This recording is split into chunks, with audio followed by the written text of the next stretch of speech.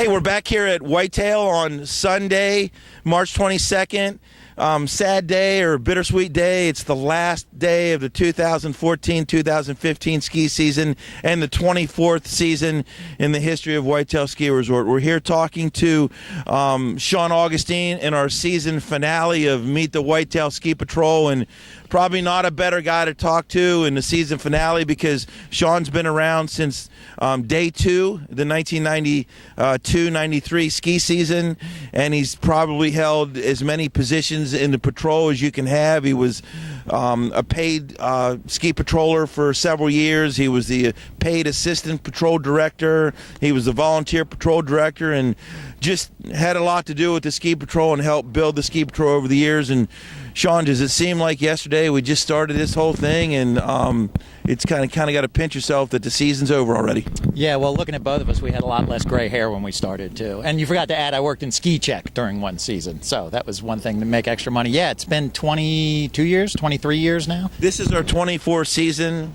at Whitetail, and I don't know exactly how long you've been because you took a little bit of a break. Yeah, what happened was my wife and I, we got married and had a couple of kids and waited until they were old enough to stand up, which meant they could put skis on their feet at the time. And that's when I came back to patrolling, so I took a break, and now my whole family is involved with this.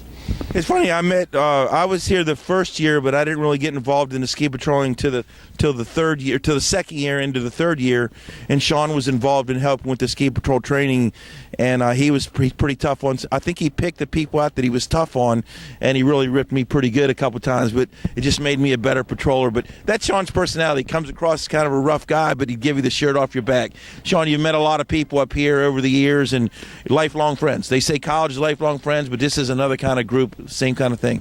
Well, I think we're all bound, to wax philosophic a little bit, I think we're all bound by a common passion for skiing and for helping people. You get a lot of type A personality, but as a result you get a lot of people that are highly motivated and really want to do a job and do it well.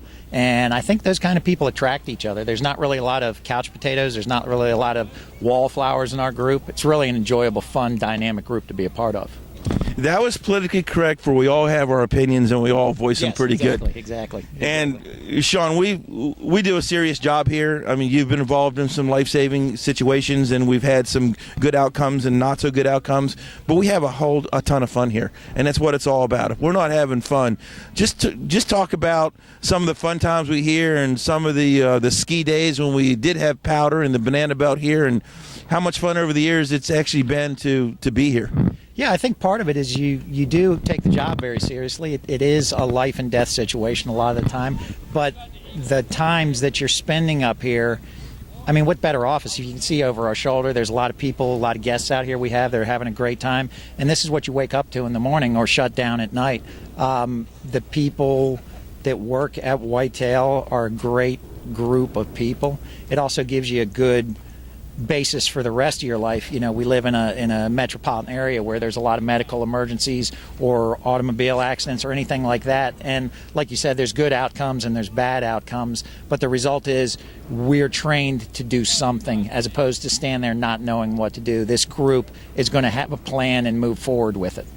And most of us started out here as single guys, not much responsibility, and we can't go into those stories, but we had a ton of fun. But how important was it? I know it was for me to keep my family involved in skiing, and when you'd start developing your family and all that, that's got to be a lot of fun when you see your daughters out here skiing and your wife and even your dad and mom have not given it up at this point yet. Yeah, it started off with my son when we first started here, was on the race team, the Whitetail, one of the first race teams, and he's 26 years old now, and my youngest daughter is interested in being a ski patroller, so she'll be starting her training in a couple of years, I guess. I'm not sure what the exact date is.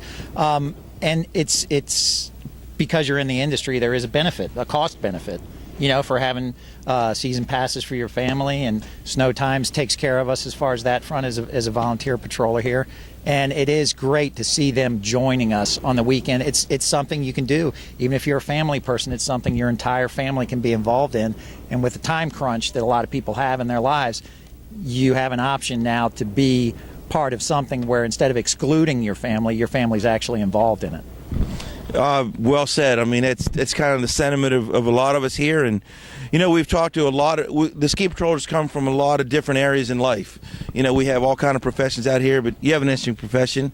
Live in Annapolis area, so it's not easy to get here, but it's not that difficult. But just talk about being a patent researcher and how you use that, because you've kind of created a small business with the patrol here, using your talents, and just talk about patent researcher on Monday, ski patroller on Saturday. Yeah, I actually work for a company called Intellectual Property Research Incorporated. Very professional, well-run firm. We do intellectual property research, patents, trademarks, copyright, any kind of office work that needs to be done involving the U.S. Patent and Trademark Office. And then on my free time, to kind of get the creative side going, we have snowprotees.com, which is a patroller and mountain safety ski professional based t-shirt hat company that tries to get a little less corporate and a little more fun. So if you're a patroller or a mountain safety team member, or even somebody just works in the ski industry, it's geared towards you, some humor that you'd understand and get. And it's a nice balance between the two. And then on the weekends, get to come up here and enjoy myself. Now, I guess lastly, well, not lastly, but we've skied with a lot of characters. Yes. We've had definitely a lot of characters that have come in the patrol. The one that's running the camera right now. Yeah, Cousin Ian there. Yeah. Just talk about some of the colorful people that we've come across, and it's not the mundane 9-to-5 job. No.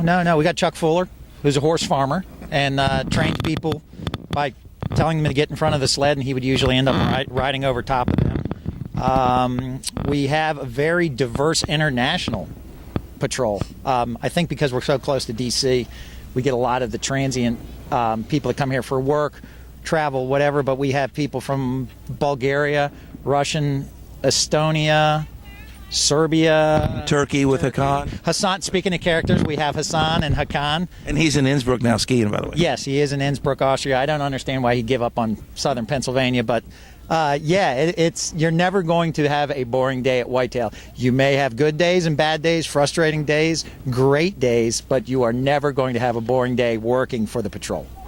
Okay, lastly, we've asked several of the patrollers that we've talked to this year. There's a lot of fun skiing here. There's a lot of fun trails to ski here, but everyone's got their trail.